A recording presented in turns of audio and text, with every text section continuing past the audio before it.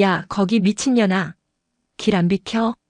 길을 막았다는 이유로 차에서 내린 한 여성에게 쏟아진 아나무인 중령의 막말하지만 그녀의 어깨에 빛나던 별 2개의 사단장 정체가 밝혀지는 순간 모든 것이 역전되는 참교육 이야기입니다. 대한민국 동쪽 끝, 영일 만에 거친 파도가 쉼없이 해안을 때리는 도시 포항. 이곳은 단순한 항구 도시가 아니었다. 한 번 해병은 영원한 해병이라는 자부심으로 똘똘 뭉친 대한민국 해병대의 심장이자 국가전략기동부대의 핵심인 해병대 제1사단 해룡부대가 포효하는 땅이었다. 붉은 명찰에 새겨진 자부심은 하늘을 찔렀고 팔강모에 담긴 정신은 그 어떤 강철보다 단단하다고 그들은 믿었다. 하지만 그 굳건해 보이는 강철의 표면 아래 보이지 않는 녹이 서서히 번져가고 있었다. 해병 정신이라는 이름 아래 수많은 부조리와 악습이 용인되었고 지휘관의 권위는 병사들의 인권을 짓밟는 방패막이가 된 지 오래였다. 진급에 눈이 먼 장교들은 실적을 부풀리기 위해 병사들을 소모품처럼 다뤘고 그들의 안위와 복지는 늘 후순위로 밀려났다. 해병대 창설 이래 최초의 여성 사단장 부임식이 예정된 그날 아침 제1사단 사령부 정문은 불필요한 긴장감으로 가득했다. 3년대 2대 대장 오만석 중령이 짙은 선글라스 너머로 매서운 눈을 번뜩이며 위병소 주변을 서성이고 있었다. 그는 해병대 내에서도 알아주는 꼴통이자 구시대적 악습의 신봉자였다. 그의 가슴속에는 오직 해병대 기수와 서열 그리고 빠따와 기합만이 군대의 전부라는 낡은 신념이 화석처럼 박혀 있었다. 야야, 거기 똑바로 못 서. 눈깔에 힘 안 줘? 오늘 어떤 분이 오시는지 몰라. 여기가 무슨 동네 놀이터인 줄 알아, 이 새끼들이. 그의 고함에 갓 20살을 넘긴 위병들의 팔강모 아래로 식은땀이 흘렀다. 오만석 중령에게 병사란 자신의 권위를 확인하고 스트레스를 푸는 대상 그 이상도 이하도 아니었다. 바로 그때였다. 요란한 사이렌이나 경호 차량 하나 없이 말끔한 검은색 세단 한 대가 부드럽게 정문 앞으로 다가왔다. 번호판은 민간용이었고 운전석에는 각 잡힌 운전병 대신 단정한 사복 차림의 여성 부관 한 명만이 앉아 있었다. 오만석 중령은 자신의 위세에 눌려 모든 차량이 알아서 비켜서는 것에 익숙했다. 그런데 감히 자신의 앞을 가로막듯 멈춰 선 세단을 보자 그의 심기가 폭발 직전의 화산처럼 부글거렸다. 그는 차를 향해 삿대질을 하며 고래고래 소리를 질렀다. 어이, 거기 차 안 빼. 눈깔은 장식으로 달고 다녀. 여기가 어딘 줄 알고 차를 이따위로 대. 그의 폭언에도 차창은 조용히 열렸다. 안에는 화장기 하나 없는 단아하면서도 서늘한 인상의 여성이 앉아 있었다. 그녀는 소란의 중심에 있는 오만석 중령을 조용히 응시했다. 그 시선에는 어떤 놀람이나 분노도 담겨 있지 않았다. 오직 깊이를 알 수 없는 차가운 평온함만이 깃들어 있었다. 오만석 중령은 차 안의 여자가 자신을 빤히 쳐다보자 무시당했다는 생각에 이성의 끈이 완전히 끊어지고 말았다. 그는 이 부대 안에서, 아니 해병대에서 감히 자신에게 이렇게 행동할 수 있는 존재는 없다고 믿었다. 그는 차 문 쪽으로 성큼성큼 다가가며 차마 입에 담지 못할 폭언을 쏟아냈다. 야, 이 미친년아. 거기서 안 비켜? 뭐하는 년이야 지금. 당장 안 튀어나와. 그의 목소리는 광기에 가까웠다. 주변의 위병들은 물론 멀리서 이 광경을 지켜보던 장교들까지 사색이 되어 그 자리에 얼어붙었다. 신성한 군부대, 그것도 사단 사령부 정문에서 벌어진 일이라고는 도저히 믿을 수 없는 광경이었다. 그때였다. 뒷좌석의 문이 소리 없이 열리고 여성이 차에서 내렸다. 그녀는 한치의 흐트러짐 없는 전투복 차림이었다. 사막색 전투화는 포항의 흙먼지 하나 없이 반짝였고 각 잡힌 디지털 무늬 전투복은 그녀의 다부진 체격을 고스란히 드러냈다. 아직 어깨의 계급장은 부착하지 않은 상태였지만 그녀의 몸에서 뿜어져 나오는 위압감은 영일만의 겨울 바람보다도 차갑게 주변의 공기를 얼려버렸다. 그녀는 천천히 오만석 중령에게 다가갔다. 한 걸음 한 걸음 내디딜 때마다 오만석의 광기 어린 고함은 점차 잦아들었다. 무언가 잘못되었음을, 자신이 감당할 수 없는 실수를 저질렀음을 그의 동물적인 본능이 경고하고 있었기 때문이다. 여성은 그의 바로 앞에 섰다. 그녀의 키는 오만석보다 약간 작았지만 그를 내려다보는 듯한 압도적인 기세는 조금도 흔들리지 않았다. 그녀의 차갑고 맑은 목소리가 정적을 갈랐다. 자네가 이 부대의 중령인가? 오만석은 순간 말문이 막혔다. 미친년이라 불렀던 여자의 입에서 나온 것은 군인다운 서슬퍼런 질문이었다. 그는 자기도 모르게 반문했다. 누구십니까? 여성은 대답 대신 그의 가슴에 달린 붉은 명찰과 부대 마크를 천천히 훑어보았다. 그리고는 다시 그의 눈을 정면으로 응시하며 말했다. 해병대 제1사단 3년대 2대 대장 오만석 중령. 맞나? 맞습니다만. 누구신데? 해병은 관찰하고 판단하고 행동하는 존재다. 자네는 방금 내 차량의 번호판, 운전자의 신원, 그리고 내가 내린 위치를 보고도 최소한의 상황 판단조차 하지 못했어. 그녀의 목소리는 여전히 나지막했지만 한 단어 한 단어가 쇠모처럼 오만석의 심장에 박혔다. 상관에게, 아니 한 명의 인간에게 그런 저급한 언사를 쓰는 것이 해룡부대의 방식인가? 자네의 그 오만함은 어디에서 나오는 거지? 자네가 입고 있는 그 군복인가? 아니면 자네 머릿속에 가득 찬 그 낡아빠진 기수 서열인가? 그 순간 오만석의 머릿속에서 모든 조각이 맞춰졌다. 오늘 부임하는 신임 사단장. 육군, 해군, 공군을 통틀어 전투부대 사단장에 임명된 최초의 여성. 해병대 창설 이래 단 한 번도 없었던 최초의 여성 투스타. 그의 눈앞에 서 있는 이 여성이 바로 강철의 여왕이라 불리는 차수연 소장이라는 사실을. 오만석의 얼굴에서 핏기가 사라지고 사시나무처럼 떨리기 시작했다. 그의 동공은 공포와 경악으로 가득 찼다. 미친년 자신이 방금 대한민국 해병대 사단장에게, 그것도 부임 첫날에 무슨 짓을 저질렀는지 깨달은 것이다. 차수연 소장은 공포로 얼룩진 그의 얼굴을 잠시 바라보다가 그녀를 수행하기 위해 허둥지둥 달려나온 사단 참모장 이진우 대령에게 고개를 돌렸다. 이 대령 역시 눈앞의 상황이 믿기지 않아 창백하게 질려 있었다. 이 대령. 사단장님. 오늘 예정된 사단장 이취임식 전부 취소하게. 지금부터 내 이취임식은 현장에서 직접 한다. 차수연 소장은 다시 오만석에게로 시선을 고정했다. 그의 눈은 이제 살려달라고 애원하는 듯 했지만 그녀의 눈빛에는 한치의 동정도 없었다. 오만석 중령. 예. 사단장님. 자네의 대대로 가지. 앞장서게. 자네가 얼마나 위대한 해병인지, 자네의 부대가 얼마나 막강한지 내 눈으로 직접 확인해야겠다. 그것은 해병대 제1사단 전체를 뒤흔들 거대한 폭풍의 서막을 알리는 얼음장처럼 차가운 선전포고였다. 오만석 중령의 2대대 본부는 사단 사령부에서 채 15분도 걸리지 않는 거리에 있었다. 차수연 소장의 검은 세단이 대대 위병소를 통과하자 믿을 수 없는 속도로 비상 연락을 받은 부대 전체가 발칵 뒤집혔다. 방금 전까지 페인트 칠을 하거나 연병장 잡초를 뽑던 병사들이 허둥지둥 막사 안으로 사라졌고 간부들은 땀을 뻘뻘 흘리며 연병장으로 달려나왔다. 오만석 중령은 차 안에서 안절부절 못하며 손톱을 물어뜯었다. 그의 머릿속은 어떻게 이 상황을 수습해야 할지에 대한 생각으로 새하얗게 타들어가고 있었다. 그는 차수연 소장이 의전 차량에 올라타 연병장에서 도열한 장병들에게 훈시를 하는 전형적인 부대 순시를 상상했다. 그랬기에 그는 미리 연병장과 본관 건물 주변만은 완벽하게 치워두라고 지시했었다. 그러나 차수연 소장은 그의 예상을 첫걸음부터 깨부쉈다. 그녀는 차에서 내리자마자 그를 맞이하기 위해 달려나온 대대 참모와 주임원사의 경례를 받는 둥 마는 둥 하더니 잘 닦인 연병장과 화려한 본관 건물을 거들떠보지도 않았다. 그녀의 발걸음은 곧장 가장 구석지고 낡아 보이는 병사생활관 건물로 향했다. 사단장님, 이쪽은 시설이 노후하여 해병들이 생활하기에 불편함이 많습니다. 새로 지은 통합생활관으로. 오만석 중령이 다급하게 그녀를 막아서려 했지만 차수연은 그의 말을 가볍게 무시하고 낡은 생활관 건물의 녹슨 철문을 열어젖혔다. 해병들이 실제로 생활하는 곳을 봐야지. 모델하우스를 보러 온 게 아니다.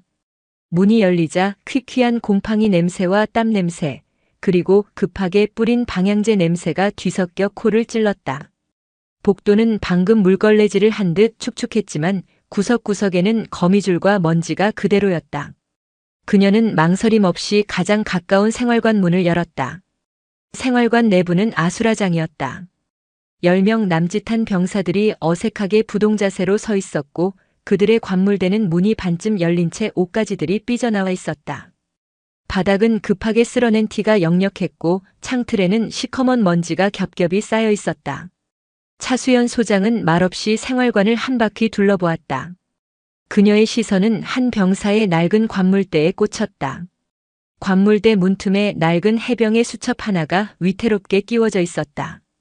그녀는 병사에게 양해를 구하고 수첩을 조심스럽게 꺼내들었다. 이승우 일병. 수첩 표지에 적힌 이름이었다. 그녀가 수첩을 펼치자 오만석 중령의 얼굴은 이제 하얗다 못해 파랗게 질렸다. 차수연 소장은 수첩의 내용을 천천히 읽어내려갔다.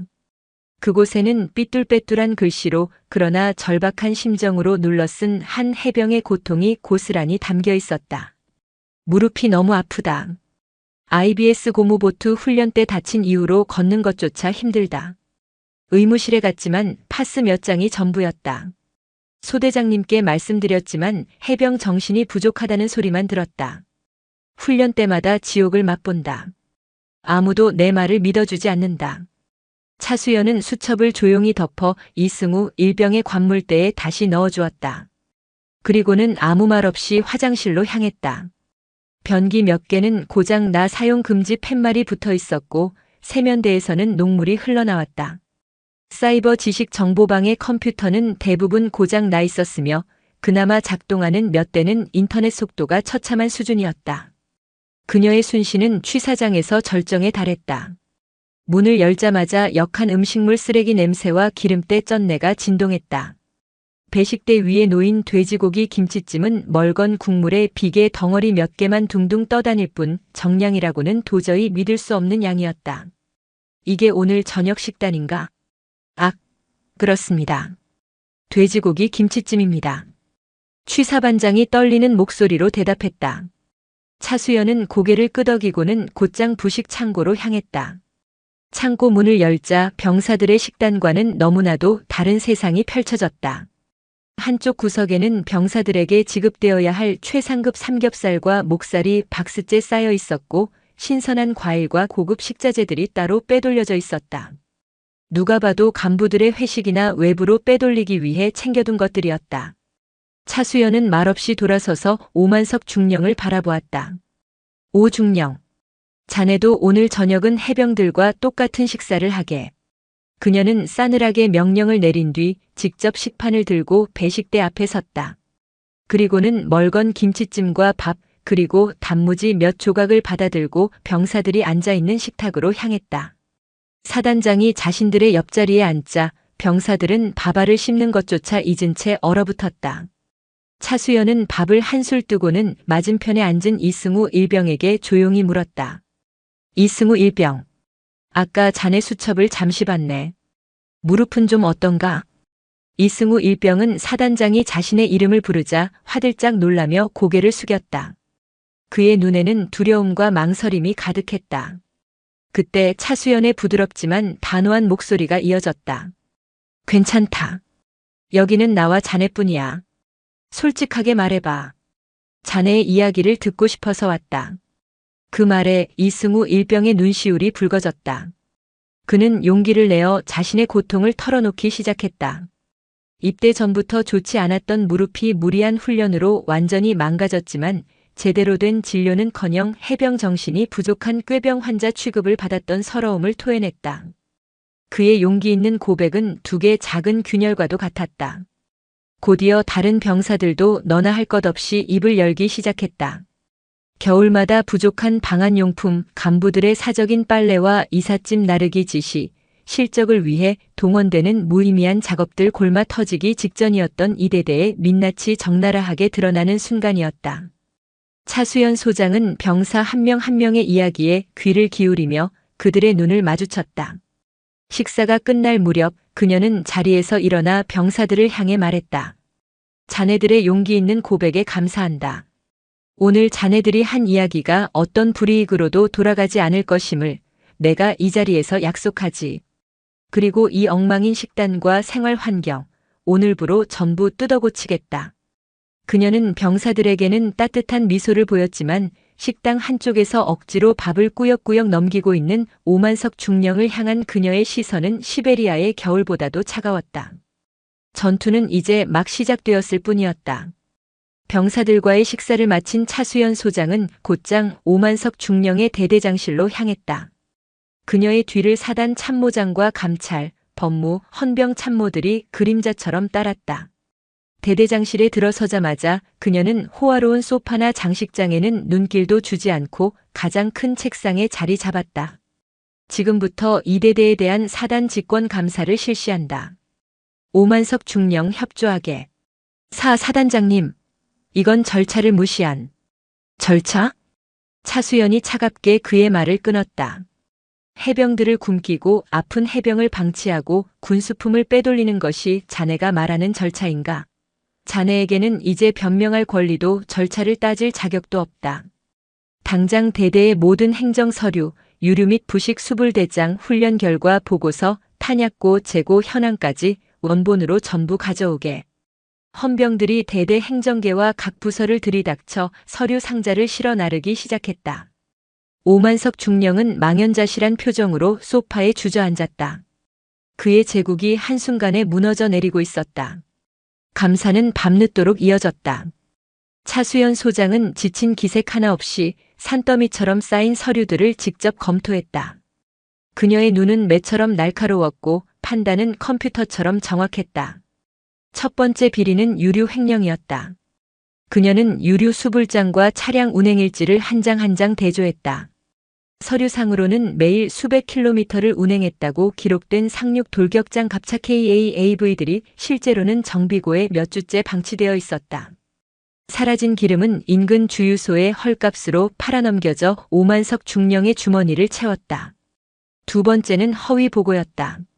각종 훈련 및 전투력 측정 결과 보고서에는 참가 인원이 항상 100%로 기재되어 있었다. 하지만 실제 참가 인원 명단과 휴가, 외박, 파견, 환자 명단을 대조하자 절반 가까운 인원이 유령 해병이었음이 드러났다. 부대의 전투력을 부풀려 자신의 진급에 유리한 평가를 받으려는 비열한 속셈이었다. 그리고 마침내 가장 결정적이고 중대한 범죄가 모습을 드러냈다. 탄약고 재고 현황 서류에서였다. 서류상 재고와 실제 재고를 대조하던 감찰 참모의 얼굴이 하얗게 질렸다. 사단장님, 큰일 났습니다. K의사 고속 유탄 기관총 예광탄 500발과 수류탄 10발이 빕니다. 그 말에 대대장실의 공기가 얼어붙었다. 단순한 비리를 넘어 국가 안보를 위협하는 중범죄였다. 유출된 탄약이 민간으로 흘러들어갔거나 최악의 경우 적의 손에 넘어갔을 가능성도 배제할 수 없었다. 차수연 소장은 굳은 얼굴로 자리에서 일어났다.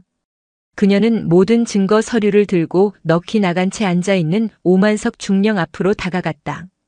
오만석 중령, 자네가 훔친 것은 기름과 쌀이 아니다. 그녀의 목소리는 분노로 떨리고 있었다. 국가가 자네에게 부여한 신뢰, 부하들이 자네에게 바쳤던 충성, 그리고 이 붉은 명찰의 명예단. 자네는 해병이 아니라 해병 전투복을 입은 도둑놈에 불과해. 아니, 국가의 안위를 팔아먹은 매국노나 다름없다. 그녀는 서류를 그의 얼굴 앞에 집어던졌다. 자네의 탐욕 때문에 사라진 이 탄약들이 만약 우리 해병들의 가슴에 총알이 되어 박힌다면 자네는 죽어서도 용서받지 못할 것이다. 오만석은 더 이상 아무런 말도 하지 못했다. 그는 바닥에 주저앉아 흐느끼기 시작했다. 하지만 그 누구도 그를 동정하지 않았다. 헌병대장은 뭘 하고 있나? 당장 이자를 이대대장 직위에서 해제하고 군 형법상 이적 행위 및 군용물 절도, 직권 남용 혐의로 긴급 체포하라. 지금 즉시 구속 수사를 진행하고 관련된 모든 자들을 한 놈도 남김없이 색출해내.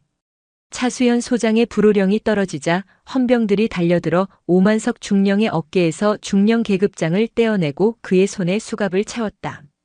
한때 하늘을 찌를 듯 했던 그의 기세는 온데간데 없이 그는 초라한 범죄자가 되어 질질 끌려나갔다. 다음 날 아침 차수연 소장은 1사단 전 장교를 소집하여 긴급 지휘관 회의를 개최했다. 숙취와 피로에 찌든 장교들의 얼굴에는 불안과 불만이 뒤섞여 있었다. 단상에 오른 차수연 소장은 마이크 없이도 강당을 울리는 목소리로 입을 열었다. 어제 이대 대장 오만석 중령을 직위 해제하고 구속했다. 이것은 개인의 비리가 아니다. 우리 사단 전체에 만연한 부패와 거짓, 안일함이 만들어낸 거대한 종양이다. 그녀는 강당을 가득 메운 장교들을 하나하나 훑어보며 말을 이었다. 나는 서류상의 해병대를 원하지 않는다. 나는 현실의 해병대를 원한다. 허위 보고와 조작된 통계, 부풀려진 성과로 만들어진 가짜 평화는 이제 끝났다. 해병의 복지는 시혜가 아니라 지휘관의 가장 기본적인 책무다. 그들의 신뢰를 얻지 못하는 지휘관은 존재할 가치가 없다. 그녀는 새로운 사단의 운영 방침을 선포했다. 오늘부로 해병들이 사단장에게 직접 고충과 건의를 전달할 수 있는 해룡의 포효 채널을 개설한다. 보여주기식 훈련을 전면 폐지하고 모든 훈련은 실전적인 전투 능력 향상에만 집중한다. 식단과 보급품은 정량 정시 정확하게 지급되는 것을 원칙으로 하며 이를 어기는 자는 지휘 고하를 막론하고 엄중히 책임을 묻겠다. 그녀의 선언에 장교들 사이에서 술렁임이 일었다. 어떤 이들은 희미한 희망을, 어떤 이들은 노골적인 불쾌감을 드러냈다. 특히 사단 내 최고 실세로 꼽히는 칠연대장 황진석 대령은 팔짱을 낀 채 경멸과 조소가 뒤섞인 표정으로 차수연을 바라보고 있었다. 첫 번째 전투는 끝났지만 차수연은 이것이 거대한 전쟁의 시작에 불과함을 직감했다. 해병대 제1사단의 낡은 성벽은 이제 막 균열이 가기 시작했을 뿐 그 성벽을 지키려는 자들의 저항은 이제부터 본격적으로 시작될 것이었다. 강철의 별은 더 큰 폭풍의 중심으로 스스로 걸어들어가고 있었다. 오만석 중령의 구속은 썩은 고목을 베어낸 것과 같았지만 그 고목이 뿌리 내렸던 땅에는 여전히 수많은 잔뿌리와 독버섯들이 남아 있었다. 차수연 소장이 선포한 해룡의 포효는 새로운 시대의 깃발처럼 사단 전역에 내걸렸지만 그 깃발을 바라보는 시선은 복잡하게 얽혀 있었다. 포항 특유의 짠내 섞인 바람에 펄럭이는 파란색 포스터 앞에서 젊은 해병들은 희망과 불신이 뒤섞인 눈으로 QR코드를 바라보았다. 오만석의 대대에서 고통받았던 이들은 해룡의 포효를 해방의 나팔 소리처럼 여겼다. 하지만 대부분의 해병들은 반신반의했다. 그들의 뼛속까지 새겨진 해병대의 경험은 모난 돌이 정맞는다는 냉혹한 현실이었다. 저거 썼다가 누가 썼는지 다 나온다. 해병대에서 그런 게 될 리가 있나. 괜히 기수 열외당하고 싶어? 이러한 불신과 냉소를 교묘하게 부추기고 조종하는 그림자가 있었으니 바로 칠연대장 황진석 대령이었다. 그는 오만석처럼 무식하게 소리를 지르는 부류가 아니었다. 그의 무기는 온화한 미소와 논리적인 언변 속에 숨겨진 칼날, 그리고 해병대 특유의 끈끈한 기수 문화와 명예라는 이름의 교묘한 족쇄였다. 그는 사단장에게 대놓고 반기를 드는 어리석은 짓을 하지 않았다. 대신 그는 보이지 않는 거미줄을 치기 시작했다. 그는 자신의 휘하에 있는 대대장들을 연대장실로 조용히 불러 모았다. 값비싼 수석과 서예 족자로 장식된 그의 방은 그의 권위와 취향을 은연중에 과시하고 있었다. 다들 들었겠지. 사단장님의 새로운 방침 말이야. 해룡의 포효. 아주 훌륭한 발상이야. 우리 해병들의 목소리에 귀를 기울이는 것 중요하지. 황진석 대령은 향이 깊은 보이차를 한 모금 마시며 인자한 미소로 입을 열었다. 그러나 그의 눈은 서늘하게 빛나고 있었다. 물론 우리 지휘관들은 사단장님의 뜻을 받들어 해병들이 자유롭게 의견을 낼 수 있도록 독려해야겠지. 그런데 말이야. 그는 잠시 말을 끊고 긴장한 채 앉아있는 대대장들의 얼굴을 하나씩 훑어보았다. 우리 연대 내부의 사소한 문제를 굳이 사단장님 귀에까지 들어가게 해서 시끄럽게 만드는 게 과연 우리 해룡칠연대의 명예를 위한 일일까? 내부의 문제는 우리 선에서 먼저 해병답게 해결하고 그래도 안 될 때 건의하는 게 진정한 전우회 아닌가? 알아서들 잘 관리해 주리라 믿네. 해병답게 해결하라는 말은 사실상 협박이었다. 그것은 기합과 내리갈굼 그리고 연대 책임이라는 이름의 폭력을 암시하는 그들만이 아는 암호였다. 해룡의 포효에 글이 올라오는 대대는 무능하고 단합이 안 되는 부대로 낙인 찍힐 것이며 그 지휘관은 인사고과에서 불이익을 각오해야 한다는 서늘한 경고였다. 대대장들은 등골에 식은땀이 흐르는 것을 느끼며 마른 침을 삼켰다. 이 조용한 명령은 거미줄처럼 칠연대 전체로 퍼져나갔다. 중대장들은 소대장들을, 소대장들은 선임하사들을, 선임하사들은 병사들을 압박했다. 건의할 거 있으면 나한테 먼저 얘기해라. 괜한 소리에서 부대 전체 피곤하게 만들지 마라는 말이 공공연하게 오갔다. 그렇게 해룡의 포효는 칠연대 내에서 유령 같은 존재가 되어가고 있었다. 모두가 그 존재를 알지만 누구도 감히 그것을 사용하려 하지 않았다. 바로 그때 이 교활한 침묵을 깨는 하나의 목소리가 터져나왔다. 칠연대 상륙장갑차 KAAV대대 소속 강민혁 상병이었다. 그는 평소 과묵했지만 자신이 맡은 장비에 대한 자부심과 책임감은 누구보다 강한 해병이었다. 그의 부대는 대규모 상륙 훈련을 앞두고 있었다. 훈련의 성패는 상륙 장갑차의 완벽한 기동에 달려 있었다. 그런데 훈련을 위해 점검하던 장갑차의 엔진에서 심각한 결함이 계속해서 발견되었다. 얼마 전 해상 기동 훈련에서는 파도 속에서 엔진이 갑자기 멈춰 자칫하면 수십 톤짜리 장갑차가 그대로 침몰할 뻔한 아찔한 사고도 있었다. 정비반에 보고했지만 돌아오는 대답은 한결같았다. 부품이 없다. 정비 일지는 서류상으로 맞춰놨으니 운용할 때 알아서 조심해라. 장비 탓하지 말고 정신력으로 극복해. 강민혁 상병은 잠을 이룰 수 없었다. 이것은 단순히 불편함을 감수하는 차원의 문제가 아니었다. 함께 타는 전우들의 목숨, 그리고 상륙 작전 전체의 성공이 걸린 문제였다. 그는 며칠을 고뇌하다 모두가 잠든 생활관 구석에서 스마트폰을 꺼내 들었다. 그리고 떨리는 손으로 해룡의 포효에 접속했다. 그는 미사여구 없이 오직 사실만을 담담하게 적어 내려갔다. 상륙장 갑차대대 KAAV 엔진 결함 및 정비 문제 보고. 칠연대 상륙장갑차대대 소속 강민혁 상병입니다. 다가오는 상륙 훈련에 투입될 다수의 장갑차에서 심각한 엔진 결함이 발견되고 있습니다. 최근 해상 기동 중 엔진 정지로 인한 침몰 사고 위험이 있었으며 정비 기록과 실제 상태가 불일치하는 경우가 많습니다. 이는 훈련간 장병 안전에 심각한 위협이 될 수 있기에 정밀 안전 진단과 근본적인 정비를 건의합니다. 다음 날 아침 칠연대는 벌집을 쑤신 듯 발칵 뒤집혔다. 황진석 대령은 자신의 사무실에서 보고를 받자마자 끓어오르는 분노에 찻잔을 꽉 쥐었다. 그의 통제를 뚫고 사단장에게 직언을 한 병사가 있다는 사실에 참을 수 없는 모욕감을 느꼈다. 어떤 놈이야? 당장. 하지만 그는 곧 이성을 되찾았다. 차수연 소장이 어떤 불이익도 없을 것이라고 공언한 이상 강민혁 상병을 직접 처벌하는 것은 스스로 덫에 걸리는 꼴이었다. 그는 더 교활하고 악랄한 방법을 선택했다. 그날 오후 강민혁 상병이 소속된 중대 전원에게 긴급 출동 명령이 떨어졌다. 포항의 차가운 겨울 바다가 넘실대는 도구 해안의 집결한 병사들 앞에서 대대장은 싸늘한 목소리로 말했다. 너희 중대에서 사단장님께 직접 우리 부대의 애로사항을 보고한 용감한 해병이 나왔더군. 장비의 부족함을 지적해줬으니 우리는 그에 보답해야지.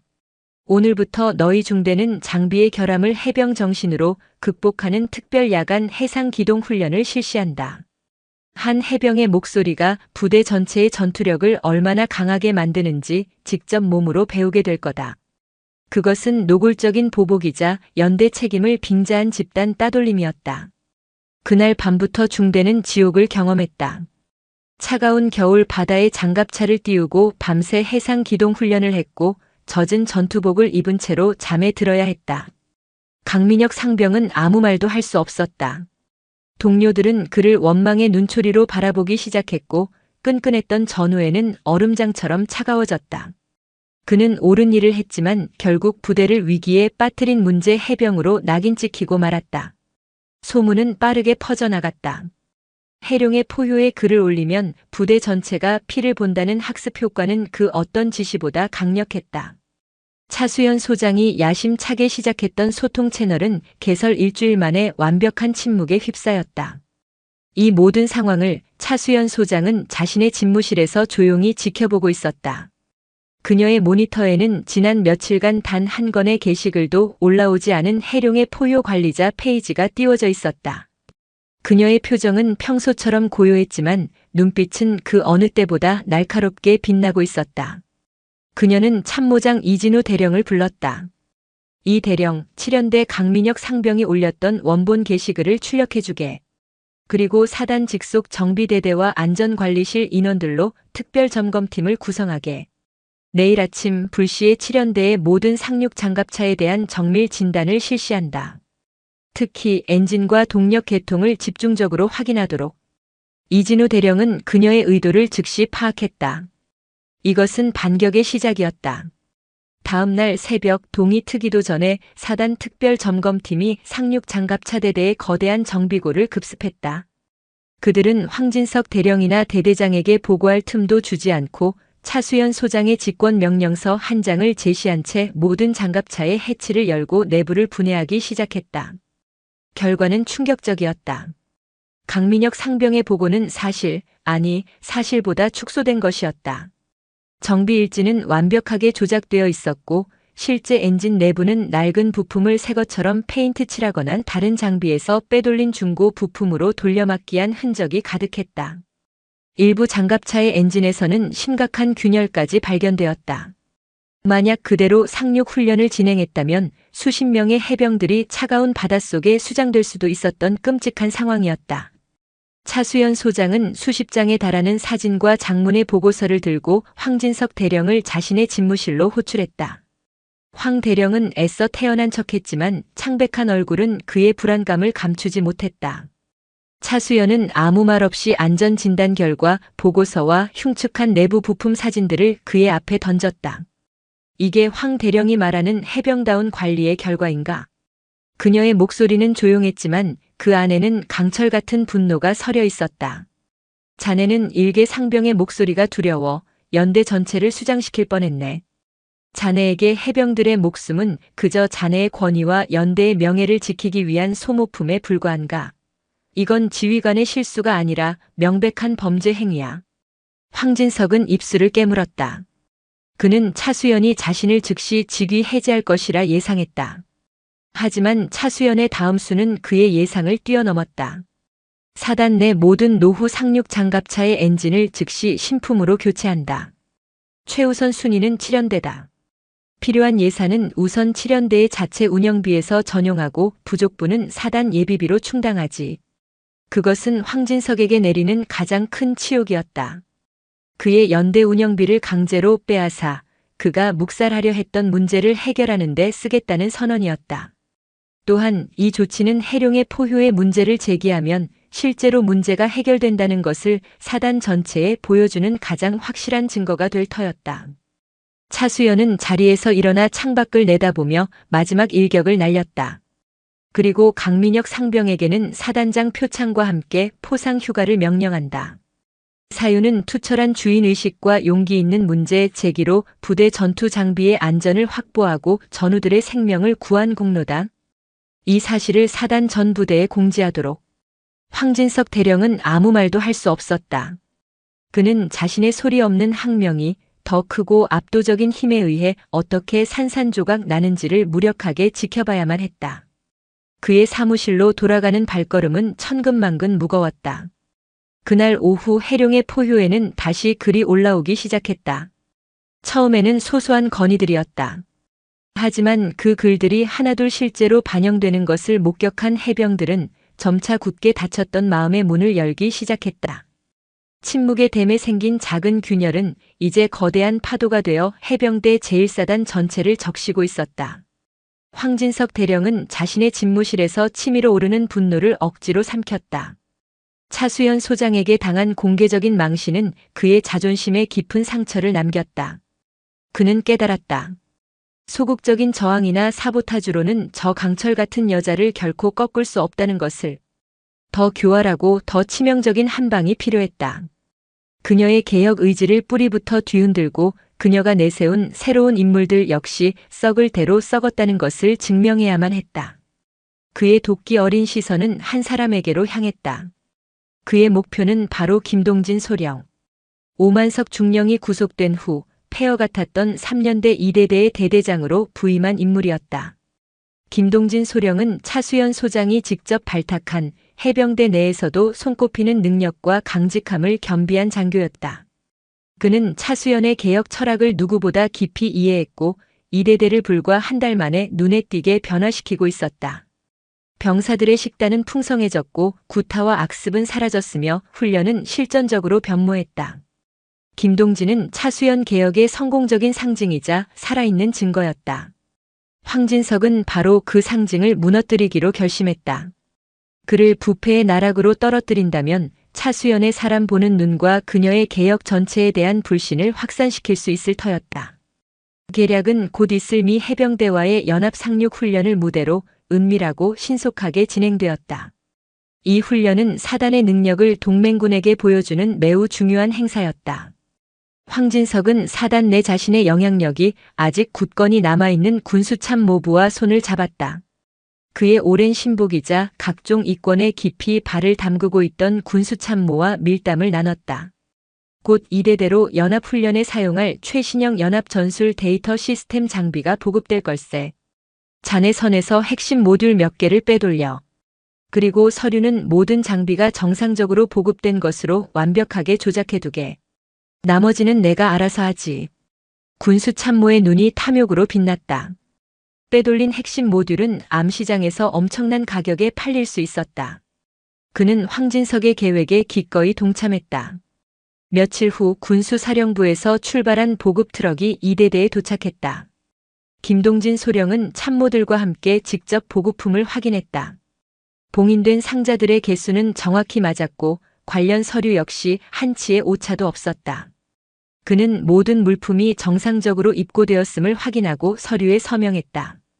그가 확인한 것은 상자의 개수였지 그 안에 든 내용물의 정확한 수량까지는 아니었다. 교묘하게 재포장된 몇 개의 상자 안에는 핵심 모듈 대신 무게를 맞춘 고철 덩어리가 들어있다는 사실을 그는 까맣게 모르고 있었다. 덫은 완벽하게 설치되었다. 연합훈련을 불과 이틀 앞둔 날 김동진 소령은 미군과의 최종 장비 연동 테스트를 진행했다. 바로 그때 사건이 터졌다. 몇몇 핵심 통신 장비가 아예 작동하지 않는 것이었다. 내부를 열어본 미군 기술자와 이대대 정비팀은 경악을 금치 못했다. 가장 중요한 통신 제어 모듈이 감쪽같이 사라진 것이다. 사라진 장비는 연합훈련의 성패를 좌우하는 핵심 자산이었다. 당장 사단 헌병대와 미군 범죄수사대가 합동조사에 착수했다. 그리고 황진석이 미리 설계해둔 대로 모든 증거는 김동진 소령을 향하고 있었다.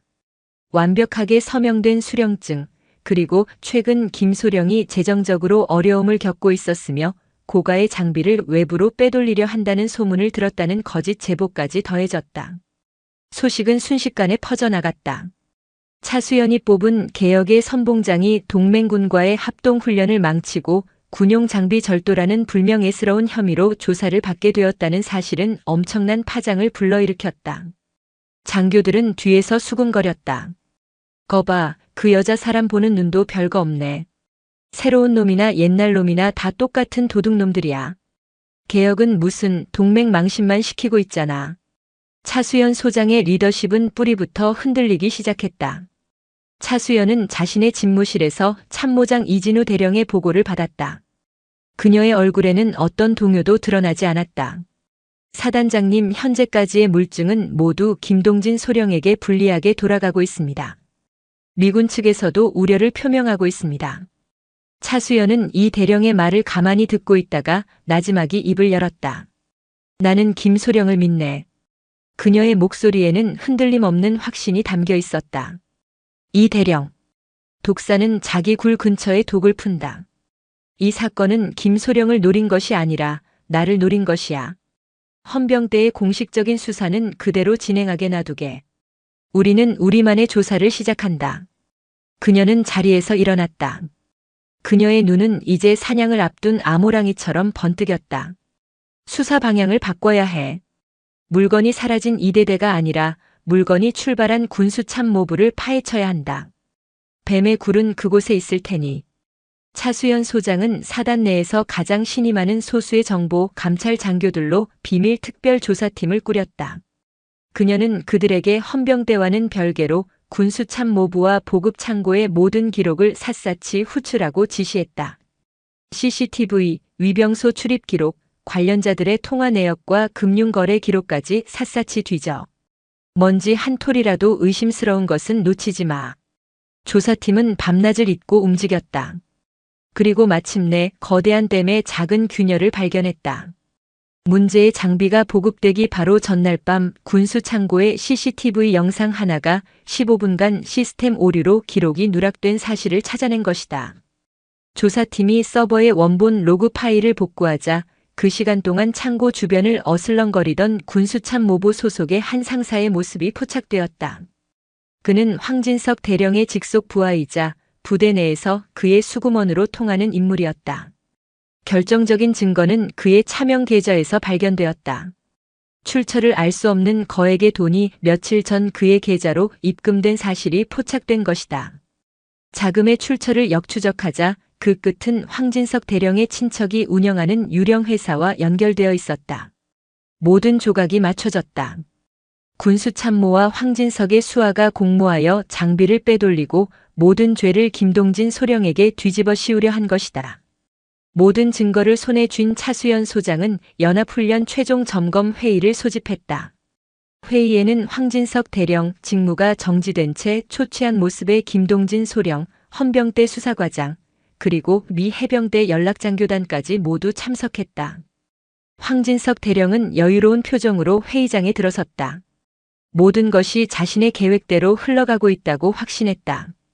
그는 이 자리에서 차수연이 자신의 인사 실패를 인정하고 동맹군 앞에서 고개를 숙이는 모습을 보게 되리라 기대했다. 회의가 시작되고 헌병 수사과장이 김동진 소령에 대한 수사 결과를 보고했다. 명백한 물증, 사라진 장비, 의심스러운 정황. 모든 화살은 김동진을 향하고 있었다. 보고가 끝나자 황진석은 기다렸다는 듯이 위선적인 표정으로 입을 열었다. 참으로 유감스러운 일입니다. 중요한 연합훈련을 앞두고 이런 불미스러운 일이 발생하여 동맹군께 면목이 없습니다. 사단장님의 심정이 어떠실지. 그의 위선적인 위로에 차수연은 아무런 대꾸도 하지 않았다. 그녀는 자리에서 일어나 회의실의 대형 스크린을 가리켰다. 지금부터는 내 조사의 결과를 보여주지. 스크린에 영상이 재생되었다. 군수 창고에 복구된 CCTV 영상이었다. 황진석의 수하인 상사가 창고에 CCTV 전원을 내리고 상자를 빼돌리는 장면이 선명하게 나타났다. 뒤이어 스크린에는 그의 차명 계좌 거래 내역과 유령 회사의 등기부 등본이 차례로 떠올랐다. 회의장의 공기는 순식간에 얼어붙었다. 헌병 수사과장은 자신의 얼굴이 새하얗게 질리는 것을 느꼈다. 자신이 얼마나 거대한 음모에 놀아났는지를 깨달은 것이다. 김동진 소령의 눈에는 벅찬 감격의 눈물이 고였다. 차수연 소장은 모든 영상이 끝난 후 싸늘한 시선으로 황진석 대령을 응시했다. 황진석의 얼굴에서는 여유로운 미소가 사라지고 당혹감과 공포가 뒤엉킨 경련이 일어나고 있었다. 황진석 대령. 차수연의 목소리는 얼음처럼 차가웠다. 이제 자네 이야기를 들어봐야겠군. 그것은 사형 선고와도 같은 질문이었다. 독사의 머리는 마침내 자신의 덫에 스스로 목이 졸리는 순간을 맞이하고 있었다. 회의실의 공기는 쇳덩이처럼 무겁게 가라앉았다. 모든 시선은 단상 중앙에 선 차수연 소장과 사색이 된 채 굳어버린 황진석 대령에게로 향했다. 황진석은 마지막 발악처럼 버럭 소리를 질렀다. 이게 무슨... 부하 직원의 개인적인 비리를 왜 나에게 뒤집어 씌우는 겁니까? 이건 명백한 음해입니다. 하지만 그의 외침은 텅 빈 강당의 메아리처럼 공허했다. 차수연은 그의 발악을 차갑게 지켜보다가 문을 향해 손짓했다. 문이 열리고 헌병들에게 양팔을 붙들린 군수참모와 황진석의 수하였던 상사가 고개를 푹 숙인 채 끌려 들어왔다. 그들은 황진석과 눈이 마주치자 모든 것을 포기한 듯 절망적인 표정으로 중얼거렸다. 다 끝났습니다, 연대장님. 저희가 다 자백했습니다. 그 한마디는 황진석의 마지막 버팀목마저 무너뜨리는 망치질과도 같았다.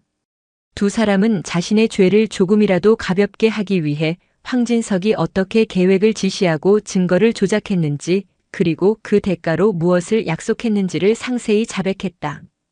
또한 이번 사건뿐만 아니라 과거 수년간 황진석의 비호 아래 저질러온 각종 군납비리와 포항 지역 업체들과의 유착관계까지 판도라의 상자처럼 모든 것을 쏟아냈다. 황진석의 계략은 단순히 김동진 소령을 모함하는 것에서 그치지 않았다. 그는 일사단 내부에 자신의 사조직이라 할 수 있는 부패의 네트워크를 구축하고 있었다. 특정 군납업체에 일감을 몰아주고 뒷돈을 챙겼으며 그 돈으로 상급부대에 뇌물을 바치고 자신의 라인에 있는 장교들의 진급을 도왔다. 그에게 해병대는 국가를 지키는 조직이 아니라 자신의 사적인 욕망을 채우는 거대한 왕국이었다. 차수연 소장은 모든 자백을 들은 후 깊은 분노와 함께 무거운 책임감을 느꼈다. 해룡부대의 암세포는 그녀가 생각했던 것보다 훨씬 더 깊고 광범위하게 퍼져 있었다. 부분 절제로는 부족했다. 뿌리째 도려내는 대수술이 필요했다. 헌병대장은 뭘 하고 있나? 그녀의 목소리가 회의실 전체를 진동시켰다. 지금 즉시 황진석 대령을 직위 해제하고 군 형법상 이적 행위, 무고, 직권 남용, 뇌물수수 등 적용 가능한 모든 혐의를 적용해 긴급 체포하라. 또한 자백에 언급된 모든 관련자들을 단 한 명도 빠짐없이 체포하여 수사하도록. 그녀의 명령은 심판의 선고였다. 헌병들이 달려들어 황진석 대령의 어깨에서 대령 계급장을 떼어냈다. 한때 사단 내 최고 실세로 군림했던 그의 모습은 한없이 초라했다.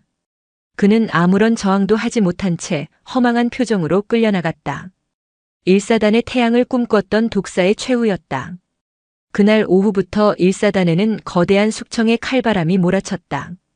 차수연의 지휘 아래 헌병대는 사단 내 황진석 라인에 있던 부패 장교와 부사관들을 일망타진하기 시작했다. 군수, 인사, 정보 등 사단 참모부와 예하부대의 지휘관들까지 수십 명에 달하는 인원들이 줄줄이 체포되었다.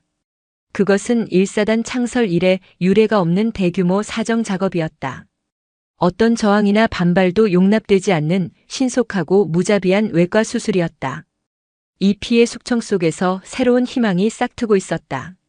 상륙장 갑차대대의 강민혁 상병은 부대 식당에서 TV 뉴스를 통해 황진석 대령의 구속 소식을 접했다. 자신을 괴롭혔던 간부들이 모두 체포되었다는 소식도 들려왔다. 그는 물론 그의 동료들은 이제야 깨달았다. 해룡의 포효는 단순한 건의함이 아니었다. 그것은 거하게 맞서 싸울 수 있는 정의의 창이었고 사단장 차수연은 그 창을 휘두르는 것을 결코 망설이지 않는다는 사실을. 해병들의 마음속에 자리 잡고 있던 불신과 냉소는 뜨거운 신뢰와 충성심으로 변해가고 있었다. 며칠 후 사단 연병장에서 조촐하지만 의미 있는 행사가 열렸다. 모든 혐의를 벗은 김동진 소령이 이대대의 정식 대대장으로 취임하는 자리였다. 차수연 소장은 직접 그의 가슴에 대대장 휘장을 달아주었다. 김소령. 시련은 그 사람의 진가를 증명하는 법이지. 나는 자네를 믿었고 자네는 그 믿음에 부응했네. 이대대를, 아니 이 일사단을 가장 강하고 정의로운 부대로 만드는 데 앞장서 주게. 김동진 소령은 벅찬 감격에 눈시울을 붉히며 우렁찬 목소리로 경례했다. 명을 받들겠습니다. 그의 모습은 부패한 과거를 청산하고 정의와 능력이 인정받는 새로운 시대가 열렸음을 알리는 상징적인 장면이었다. 부패의 암운이 거친 일사단은 빠르게 안정을 되찾아갔다. 그리고 한 달 후 포항 앞바다에서 대규모 연합 상륙 훈련이 다시 펼쳐졌다. 그러나 이전과는 모든 것이 달랐다. 보여주기 위한 행사는 모두 사라졌다. 황진석의 비호 아래 군수품을 빼돌리던 업체 대신 정직한 업체에서 보급한 최신 장비들이 해병들에게 지급되었다. 차수연 소장은 상륙 지휘함인 독도함 함교에서 훈련 상황 전체를 지켜보고 있었다. 상륙 장갑차들이 일사불란하게 파도를 가르며 해안으로 돌진했고 마리논 헬기들이 입체적으로 병력을 해안에 쏟아부었다. 해안에 상륙한 해병들의 눈빛에는 더 이상 두려움이나 체념이 없었다. 그들은 자신들의 목숨을 지켜줄 튼튼한 장비와 자신들을 믿어주는 지휘관을 신뢰하며 자신감 넘치는 전문적인 움직임으로 목표를 점령해 나갔다. 훈련은 대성공이었다. 미군 지휘관은 차수연의 손을 잡고 당신이 지휘하는 해병대는 세계 최강이라며 찬사를 아끼지 않았다. 훈련이 끝난 후 차수연은 함교에 서서 석양이 물드는 포항 앞바다와 해안을 확보하고 재정비하는 자신의 해병들을 말없이 바라보았다. 거대한 폭풍이 핥히고 지나간 숲은 상처를 입었지만 썩은 고목들이 쓰러진 자리에 새로운 나무들이 햇빛을 받으며 솟아나고 있었다. 해룡은 마침내 낡고 부패한 허물을 벗고 강철 같은 비늘을 가진 새로운 용으로 다시 태어나고 있었다. 내부의 적들은 제거되었지만 그녀는 알고 있었다. 진정한 시험은 이제부터 시작이라는 것을. 그녀의 개혁이 진정한 가치를 증명하기 위해서는 외부의 더 거센 파도를 이겨내야만 했다. 해병대 제1사단의 내부 개혁이 성공적으로 뿌리내리고 부패의 잔재가 씻겨나갈 무렵 계절은 녹음이 짙어지는 여름의 절정으로 향하고 있었다. 그러나 그해 여름 남태평양의 뜨거운 바다에서는 이전과는 비교할 수 없는 거대한 괴물이 태동하고 있었다. 기상 관측 사상 유례가 없는 슈퍼 태풍 나비였다. 처음 기상 예보는 태풍이 한반도를 비껴갈 것이라 예측했지만 괴물은 마치 의지를 가진 생명체처럼 경로를 북쪽으로 틀어 한반도를 향해 돌진하기 시작했다. 그리고 그 예상 진로의 정중앙에는 대한민국 해병대의 심장인 포항이 자리 잡고 있었다. 과거의 1사단이었다면 이러한 상황은 곧 혼돈과 수동적인 대응을 의미했을 것이다. 각 부대는 다가올 태풍에 대비해 창문에 널빤지를 덧대고 모래주머니를 쌓고 병사들을 동원해 배수로를 파는 등 오직 부대 내 시설물 보호에만 급급했을 것이다. 포항 시민들의 안위는 그들의 주된 관심사가 아니었다. 우리 일이 아니다라는 암묵적인 분리의식이 팽배했기 때문이다. 그러나 차수연의 1사단은 달랐다. 태풍의 직접 상륙이 유력해지자마자 차수연 소장은 즉시 사단 사령부의 민관군 통합재난위기 대응센터를 설치했다. 군단장인 그녀가 직접 센터장을 맡았다. 거대한 작전 상황판에는 군사 지도 대신 포항시 전체 지도와 함께 침수 예상 지역, 산사태 위험지구 그리고 가용 가능한 군의 제설 장비와 병력 현황이 실시간으로 갱신되었다. 지금부터 해병대 제1사단은 재난대응 최고 등급 전투 태세에 돌입한다. 우리의 적은 북의 군대가 아니라 저 남쪽에서 다가오는 태풍 나비다. 단 한 명의 인명피해도 단 한 건의 민간 피해도 최소화하는 것이 우리의 최우선 목표다. 그녀의 목소리는 전시 상황을 방불케 할 만큼 비장했다. 그녀는 즉시 포항시장에게 직접 연락을 취했다. 시장님, 해병대 1사단장 차수연 소장입니다. 지금은 민과 군을 나눌 때가 아닙니다. 태풍이 상륙하기 전 지금부터 시와 군이 가진 모든 자원과 정보를 통합하여 공동으로 대응해야 합니다. 시에서는 저지대 침수 위험 지역과 취약계층 현황을 저희와 공유해 주십시오. 우리 해병대는 굴삭기, 덤프트럭 등 모든 공병 장비와 병력을 동원하여 선제적인 방제 작업을 지원하겠습니다. 포항시청은 군의 적극적이고 선제적인 협력 제안에 감격했다. 곧바로 해병대 공병대대의 육중한 장비들이 시내 곳곳에 하천으로 달려가 둑을 보강하고 저지대 상습 침수 구역의 배수관을 정비하기 시작했다. 병사들은 독거노인과 장애인 가정을 방문하여 창문을 고정해주고 위험한 축대를 점검하는 등 내 가족의 안전을 지킨다는 마음으로 발벗고 나섰다. 마침내 태풍 나비가 포항에 상륙했다. 하늘은 구멍이 뚫린 듯 비를 쏟아냈고 도시는 광란의 바람에 신음했다. 순식간에 시내 하천은 범람했고 저지대 주택가와 상가는 흙탕물에 잠기기 시작했다. 바로 그때 시민들은 믿을 수 없는 광경을 목격했다. 저게 뭐야? 장갑차잖아. 성난 파도처럼 밀려드는 흙탕물 속을 육중한 상륙 돌격장 갑차 KAAV들이 헤치며 나타난 것이다. 차수연 소장이 고립된 시민들을 구조하기 위해 상륙 작전의 핵심 자산인 장갑차들을 재난 현장에 투입하는 결단을 내린 것이었다. 장갑차들은 일반 차량으로는 접근이 불가능한 침수 지역을 자유자재로 오가며 지붕 위나 건물 2층에서 애타게 구조를 기다리던 수백 명의 시민들을 안전하게 실어 날랐다. 전쟁터에서 적진을 향해 돌격해야 할 강철의 용들이 자신들의 터전인 포항을 지키기 위해 기꺼이 구조의 방주가 된 순간이었다. 위기는 여기서 그치지 않았다. 태풍의 영향으로 포항에서 70km 떨어진 울릉도와의 모든 해상 교통이 두절되었고 울릉도는 거대한 파도에 항구와 방파제가 파손되어 막대한 피해를 입었다는 소식이 전해졌다. 부상자가 속출했지만 헬기조차 뜰 수 없는 악천후에 그들은 속수무책으로 고립되어 있었다. 모두가 발을 동동 구르던 그때 차수연은 다시 한번 상식을 뛰어넘는 결단을 내렸다. 독도함을 출항시킨다. 사단장님, 지금 이 기상에 독도함을요? 위험합니다. 항해 전문가인 작전 참모가 기겁하며 말렸지만 그녀의 의지는 확고했다. 독도함은 단순한 상륙함이 아니다. 병원선 기능과 재난 구호 지휘함 기능을 갖춘 움직이는 해상 기지다. 가장 위험한 곳에 가장 먼저 가는 것이 해병이다. 독도함에 사단 의무대대와 마리논 기동헬기 편대를 탑재하라.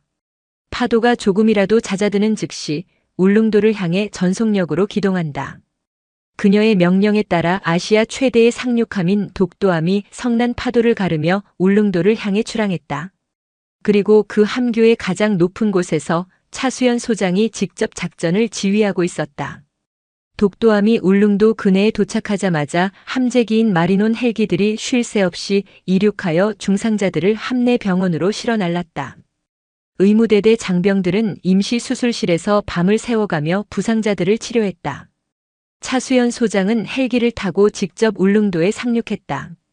그녀는 무너진 가옥의 잔해 속에서 망연자실해 있는 주민들의 손을 잡고 위로하고 구조작전을 펼치는 해병들의 어깨를 두드리며 격려했다. 여러분이 있기에 대한민국은 안전합니다. 고맙다 해병. 사단장이 직접 재난의 최전선에 함께 있다는 사실은 지쳐가던 해병들에게 무한한 용기와 사명감을 불어넣었다. 며칠 뒤 지독했던 태풍이 물러가고 거짓말처럼 파란 하늘이 드러났다. 1사단 해병대는 단 한 명의 인명사고 없이 완벽하게 태풍과의 전쟁을 이겨냈다. 더 나아가 포항과 울릉도 시민들의 생명과 재산을 지켜낸 영웅으로 떠올랐다. 차수연 소장과 해룡부대의 영웅적인 재난 극복기는 국방일보는 물론 모든 언론의 일면을 대서특필했다. 국민을 위한 군대의 가장 이상적인 모델을 보여주었다는 찬사가 쏟아졌다. 그녀의 리더십은 군 내부를 넘어 대한민국 전체의 주목을 받기 시작했다. 하지만 빛이 강해지면 그 빛을 시기하는 그림자 또한 짙어지는 법이었다. 그 그림자는 군대가 아닌 전혀 다른 곳에서 1사단을 향해 손을 뻗치고 있었다. 해병대 제1사단의 영웅적인 활약상은 차수연 소장을 일약 국민 영웅으로 만들었다. 그녀의 이름 앞에는 강철의 여왕, 해병대의 어머니와 같은 수식어가 따라붙었다. 그러나 정치의 중심 여의도 국회의사당의 한 사무실에서는 이 영웅 신화를 못마땅한 표정으로 바라보는 이가 있었다. 그의 이름은 최강민. 국회 국방위원회 소속의 중진 국회의원이었다. 그는 해군 제독 출신으로 해병대에 대한 뿌리 깊은 불신과 경쟁의식을 가진 인물이었다. 또한 그는 차수연의 개혁으로 군납 비리에 길이 막힌 일부 방산업체들과도 깊은 유착관계를 맺고 있었다. 차수연의 급부상은 여러모로 그에게 위협적이었다. 그녀의 인기는 현 정부의 치적으로 연결될 수 있었고 그녀의 개혁은 자신의 정치적, 경제적 기반을 흔들고 있었다. 그는 이 해병대 스타를 반드시 끌어내려야만 했다. 최강민 의원은 대놓고 그녀의 능력을 공격할 수는 없었다. 태풍 속에서 보여준 그녀의 리더십은 너무나도 완벽했기 때문이다. 그래서 그는 그녀의 철학과 방식을 공격하기로 마음먹었다. 그는 언론 인터뷰와 국회 발언을 통해 교묘한 프레임을 씌우기 시작했다. 차수연 장군의 노고는 인정합니다. 하지만 우리는 군의 본질을 잊어서는 안 됩니다. 귀신 잡는 해병대가 언제부터 119 구조대가 되었습니까? 해병들을 동원해 민간인 구조 작업을 하는 것은 전형적인 포퓰리즘 쇼입니다. 그 시간에 상륙 훈련 한 번을 더하는 것이 군의 전투력 유지에 더 도움이 됩니다. 또한 해룡의 포효 같은 제도는 해병대의 신성한 지휘 체계를 무너뜨리고 하극상을 조장하는 위험천만한 발상입니다. 병사들 밥 잘 먹이고 잠 잘 재우는 복지 예산으로 차라리 우리 해군의 이지스함에 탑재할 미사일 한 발을 더 사오는 것이 국가 안보에 더 이롭지 않겠습니까? 그의 발언은 해병대의 역할을 폄하하고 해군과의 갈등을 부추기며 군 원로들과 보수층의 지지를 얻어 여론을 흔들었다. 군기가 빠졌다. 군대가 캠프가 되었다는 식의 자극적인 헤드라인이 신문 지면을 장식하기 시작했다. 최강민은 여기서 멈추지 않았다. 그는 국방위원회의 권한을 이용해 1사단에 대한 국정감사 수준의 특별직무감사를 요구했다. 명부는 예산 낭비 및 지휘체계 문란 실태 점검이었지만 실제 목표는 차수연의 개혁에서 사소한 흠집이라도 찾아내 침소봉대하려는 것이었다. 권력의 칼날이 1사단을 향하자 이제 막 안정을 찾아가던 부대 분위기는 다시 긴장감에 휩싸였다. 감사원과 국회 전문위원들로 구성된 대규모 감사단이 사단에 파견된다는 소식이 전해지자 장교들은 불안에 떨었다. 그러나 차수연은 흔들리지 않았다. 그녀는 이것이 피할 수 없는 전쟁임을 알았다. 다만 이번 전쟁터는 야전이 아닌 데이터와 논리가 맞붙는 서류의 전장이었다. 그녀는 참모들을 소집했다. 두려워하지 마라. 우리는 부끄러운 일을 한 적이 없다. 감사에 숨길 것도 감출 것도 없다. 오히려 이번 기회를 우리의 개혁이 얼마나 올바른 것이었는지를 증명하는 무대로 만들 것이다. 모든 자료를 투명하게 공개하고 그들의 모든 질문에 자신 있게 답하라. 그녀는 감사단이 도착하기 전까지 며칠 밤을 새워가며 직접 모든 데이터를 검토하고 보고서를 작성했다. 그녀의 보고서는 단순히 무엇을 했다는 사실의 나열이 아니었다. 그것은 개혁의 결과를 증명하는 날카로운 논리의 집합체였다. 실전적 재난 대응 훈련 태풍 구조 활동을 가장 실전적인 종합 전술 훈련으로 규정했다. 실제 침수 지역에서의 장갑차 기동, 악천후 속 헬기 운용, 민간인들과의 협조 및 통제 등은 그 어떤 모의 훈련보다 값진 경험이었습니다. 홍수 속에서 시민을 구할 수 있는 해병은 포화 속에서도 전우를 구할 수 있습니다. 비용 후 편익 분석 병사들의 복지 개선에 투입된 예산은 비용이 아니라 투자였음을 증명했다. 개혁 이후 1사단의 장기 복무 지원율, 특히 조종사, 정비사 등 전문 부사관 지원율은 3배 이상 급증했다. 이는 신규 인력 양성에 드는 수십억 원의 예산을 절감하는 효과를 가져왔다. 해룡의 포유의 전투력 기여 해룡의 포유를 통해 접수된 상륙 장갑차 엔진 결함 보고가 어떻게 대형 인명사고를 막고 사단의 핵심 전투 자산을 보전했는지를 구체적인 사례로 제시했다. 이는 소통이 전투력과 직결된다는 것을 명백히 증명하는 자료였다. 마침내 결전의 날이 밝았다. 최강민 의원은 수십 명의 기자들을 대동하고 위세등등하게 1사단 사령부에 도착했다. 그의 목표는 차수연을 기자들 앞에서 공개적으로 망신 주고 그녀의 논리를 박살내는 것이었다. 감사는 살벌한 분위기 속에서 진행되었다. 최강민 의원은 사소한 회계 장부의 오타 하나까지 지적하며 차수연을 몰아붙였다. 차 장군, 이 낡은 생활관 리모델링에 들어간 예산이면 우리 해군 함정의 레이더 부품을 몇 개나 더 살 수 있었는지 아십니까? 해병들 침대가 편안해지는 것과 국가 안보 중에 무엇이 더 중요합니까? 차수연은 조금도 당황하지 않고 준비된 차트를 제시하며 차분하게 응수했다. 의원님, 낡고 곰팡이가 슬었던 생활관을 개선한 후 해당 부대의 호흡기 질환 및 피부 질환 발병률이 85% 감소했습니다. 그로 인해 절감된 외부 병원 진료비와 약제비가 의원님께서 말씀하신 레이더 부품 몇 개의 가격보다 훨씬 큽니다. 또한 건강하고 사기 높은 해병이야말로 우리 해병대의 가장 강력한 무기입니다. 건강한 해병이 녹슨 한포보다 강한 법입니다. 최강민은 말문이 막혔다. 그는 화제를 돌려 무작위로 지목한 한 해병을 단상으로 불러냈다. 갓 전입 온 이등병이었다. 자네 솔직하게 말해보게. 사단장이 바뀐 후에 훈련이 편해지고 군기가 빠졌다는 생각 안 드나? 그가 유도 신문을 던지자 기자들의 카메라 플래시가 터졌다. 그러나 이등병은 잠시 망설이더니 떨리지만 분명한 목소리로 대답했다. 아닙니다.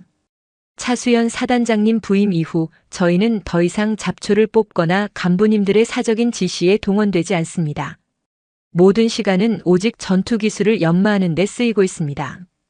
훈련은 과거보다 훨씬 힘들고 실전적으로 변했지만 저희는 그 훈련이 저와 제 전우의 목숨을 지켜줄 것이라 믿기 때문에 불만이 없습니다. 저희는 이전보다 훨씬 강해졌다고 자부합니다. 최강민의 얼굴이 불그락푸르락해졌다. 그가 준비한 모든 공격은 차수연의 철벽 같은 데이터와 그녀를 향한 해병들의 굳건한 신뢰 앞에서 무력하게 부서졌다. 그가 야심차게 준비했던 차수연 청문회는 오히려 그녀의 개혁 성과를 전국에 홍보해주는 역대급 쇼케이스가 되어버렸다. 감사 마지막 날 최강민은 아무런 소득도 없이 쫓기듯 부대를 떠나야 했다. 그의 등 뒤로 1사단 해병들이 내뿜는 차가운 신뢰와 조용한 승리의 시선이 비수처럼 꽂혔다. 차수연은 자신의 집무실 창가에 서서 멀어지는 감사단의 차량 행렬을 말없이 바라보았다. 정치적 공세라는 거대한 파도를 막아냈지만 그녀는 이것이 끝이 아님을 알았다. 권력의 그림자는 한번 목표로 삼은 먹잇감을 쉽게 놓아주지 않는 법이다. 더 교활하고 더 본질적인 공격이 다가오리라는 것을 그녀는 예감하고 있었다.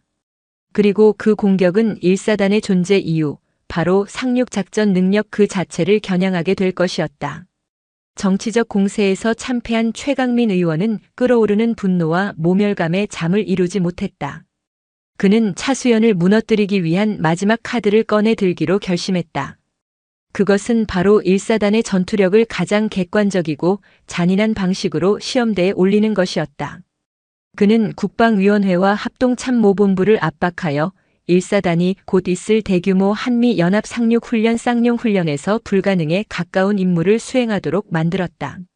원래 계획된 훈련 시나리오는 한미 해병대가 연합하여 가상의 적이 점령한 해안을 탈환하는 전형적인 상륙훈련이었다. 그러나 최강민과 그에게 동조하는 해군, 공군 강경파들은 시나리오를 수정했다. 이번 훈련에서 1사단이 상대해야 할 대한군 OPFOR은 가상의 적이 아니라 대한민국 해군 최정예 잠수함 전단과 공군의 스텔스 전투기 편대로 구성된 말 그대로 창과 방패의 대결을 펼치게 한 것이다. 그들의 의도는 명백했다. 현대전에서 잠수함과 스텔스 전투기의 감시망을 뚫고 대규모 상륙 작전을 성공시키는 것은 불가능에 가깝다는 것을 증명하려는 것이었다.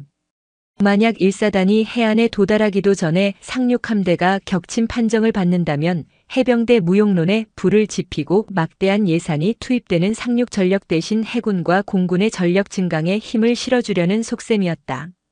이것은 차수연 개인을 넘어 해병대 전체의 명운을 건 시험이었다. 육군본부는 물론 해병대 사령부까지 이 불공정한 시나리오에 우려를 표했지만 한미연합군의 실전적 전투 능력 극대화라는 명분 아래 강행되었다. 차수연은 조금의 망설임도 없이 도전을 받아들였다. 좋다. 그들이 우리에게 시험 문제를 냈다면 우리는 그 누구도 상상하지 못했던 답안지를 보여주면 된다. 해병대가 왜 국가전략기동부대인지, 왜 가장 날카로운 창인지를 이번 훈련을 통해 증명하자. 그녀의 눈빛은 자신감으로 불타고 있었다. 이것은 1사단의 명운을 건 피할 수 없는 마지막 시험이었다. 1사단은 그날부터 전쟁 준비에 돌입했다. 그러나 그들의 방식은 과거와는 완전히 달랐다. 무작정 상륙 돌격 훈련만 반복하는 대신 그들은 거대한 정보 분석팀이자 비대칭 전략 연구소처럼 움직였다. 역발상 전략 수립 차수연은 적이 우리를 보고 있다면 우리는 적이 보지 못하는 곳에서 움직여야 한다는 기본 전제를 세웠다. 그녀는 김동진 중령 소령에서 진급을 비롯한 젊고 혁신적인 장교들과 함께 정면 상륙 작전에 허를 찌르는 비대칭 전략을 수립했다. 핵심은 기만과 사전 침투였다. 한미 연합 시너지 극대화. 그녀는 미 해병대 지휘관과 긴밀히 협조했다. 이번 훈련은 단순히 짜인 각본을 수행하는 것이 아니라 함께 새로운 전술을 창조하는 기회가 될 것입니다. 그녀의 제안에 미군 지휘관도 적극적으로 동의했고 한미 양국군의 정보 자산과 특수전 부대를 통합 운용하는 혁신적인 작전 계획이 탄생했다. 해룡의 포효의 진화. 해룡의 포효는 이번에도 결정적인 역할을 했다. 평소 아마추어 무선과 코딩이 취미였던 한 통신 부사관은 상업용 어선들의 무선 통신 신호를 증폭시켜 가짜 상륙 함대의 기만 신호를 만들어낼 수 있다는 파격적인 아이디어를 제안했다. 이 아이디어는 즉시 채택되어 한미연합사이버전 부대에 의해 정교한 기만 작전으로 발전했다. 마침내 결전의 날이 밝았다. 동해상에는 거대한 한미연합 상륙 함대가 위용을 드러냈다. 이 함대는 예상 상륙 지점을 향해 보란듯이 기동하기 시작했다. 이들을 탐지한 대항군인 해군 잠수함과 공군 전투기들은 함대를 격침시키기 위해 일제히 그물망을 좁혀왔다. 그러나 그것은 모두 거대한 미끼였다. 통신 부사관의 아이디어대로 상업 어선들의 신호를 변조한 유령 함대가 진짜 함대의 기동을 숨기는 동안 진짜 작전은 이미 다른 곳에서 시작되고 있었다. 훈련이 시작되기 이틀 전 칠흑 같은 어둠을 뚫고 한미 해병대 최정예 특수수색대원들이 소리 없는 잠수함을 타고 적진 깊숙이 침투했다. 그들의 목표는 대항군의 눈과 귀 역할을 하는 해안의 레이더 기지와 상륙 함대를 위협하는 지대함 미사일 기지를 무력화시키는 것이었다. 대항군이 유령 함대의 기만술에 속아 화력을 낭비하는 사이 특수수색대는 목표 지점에 성공적으로 도달했다. 그들은 소음기와 특수 폭발물을 이용해 레이더 기지의 전력 공급 장치를 파괴하고 지대함 미사일 발사대의 통제 시스템을 마비시켰다. 대항군의 눈과 발톱이 뽑힌 바로 그 순간 진짜 상륙 함대가 모습을 드러냈다. 그들은 대항군이 전혀 예상하지 못했던 가파른 절벽과 암초로 둘러싸여 상륙이 불가능하다고 여겨졌던 해안으로 돌진했다. 차수연이 지휘하는 해병들은 불가능을 가능으로 만들기 위해 지난 한 달간 암벽 등반과 절벽 극복 훈련에 매달렸던 것이다. 상륙 장갑차들이 포효하며 해안에 도달하고 마리논 헬기에서 쏟아져 내린 해병들이 절벽을 기어올라 순식간에 교두보를 확보했다. 대항군은 뒤늦게 상황을 파악하고 병력을 급파했지만 이미 전세는 완전히 기운 뒤였다. 훈련 통제관들은 믿을 수 없다는 표정으로 훈련 종료를 선언했다. 결과는 상륙군의 완벽한 승리였다. 1사단은 불가능이라 여겨졌던 적의 방어망을 뚫고 현대전의 패러다임을 바꾸는 새로운 상륙 작전의 역사를 썼다. 훈련이 끝난 후 최강민 의원은 국방위원회에서 사임했다. 그의 정치 생명은 완전히 끝장났다. 차수연 소장은 적을 만들지 않고도 오직 압도적인 실력으로 상대를 침묵시킨 것이다. 차수연은 승리의 함성이 울려 퍼지는 해안에 섰다. 땀과 흙으로 범벅이 된 해병들이 그녀를 향해 존경과 환희의 눈빛을 보내고 있었다. 그녀는 단순히 훈련에서 승리한 것이 아니었다. 해병대의 존재 가치를 그리고 자신의 개혁이 옳았음을 온 세상에 증명해낸 것이다. 해룡부대라는 이름의 검은 이제 그 누구도 막을 수 없는 가장 날카로운 신의 검이 되어 있었다.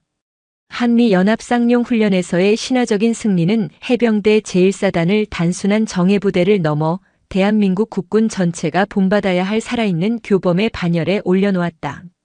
차수연의 아이들이라 불리는 해룡부대의 창의적인 전술과 압도적인 전투력은 육해공군 합동참 모대학에서 가장 뜨거운 연구 과제가 되었다.